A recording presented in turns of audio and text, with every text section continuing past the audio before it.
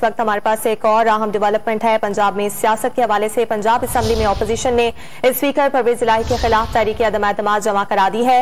तहरीक जमा कराने वाले लीगी वफ़द में ख्वाजा सलमान रफीक, समीउल्लाह खान और खलील ताहिर सिंधु शामिल हैं। इसी पर बात करेंगे, हमारे नुमाइंदे अदनान शेख ने हमें ज्वाइन किया। अदनान, क्या तफसीलात हैं आपके पास तहरीक अदम एतमाद जो कि स्पीकर के खिलाफ जमा करवाई गई है, कितने अरकान के दस्तखत उस पर मौजूद हैं?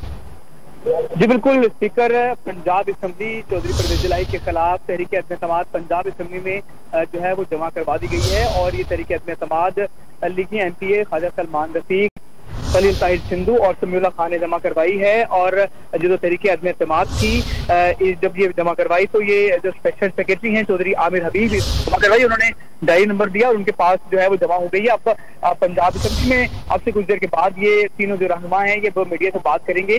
और ये जो जमा करवाई गई है करारदाद, इसके कुछ अगर मतन के हवाले से बात करें तो मतन में ये बात कही गई थी कि जो परवेज इलाही हैं वो अब उनके पास ऐवान की अक्सरियत नहीं है और सूबे के जो मामला है वो आईन पाकिस्तान के मुताबिक नहीं चलाए जा रहे, जबकि स्पीकर पंजाब असम्बली ने सूबे पंजाब में जमहूरी रवायत का कला कमा कर दिया है।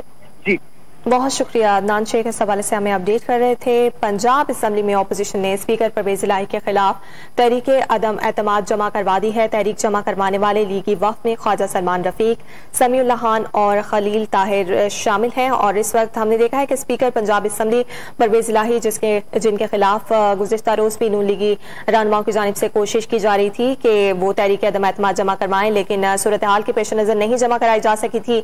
आज ये तहरीक अदम एतमाद जमा करा दी गई है। ताज़ा तरीन वीडियोस के लिए हमारा YouTube चैनल सब्सक्राइब करके बेल आइकन प्रेस करिए ताकि आपको मिले हर अपडेट सबसे पहले।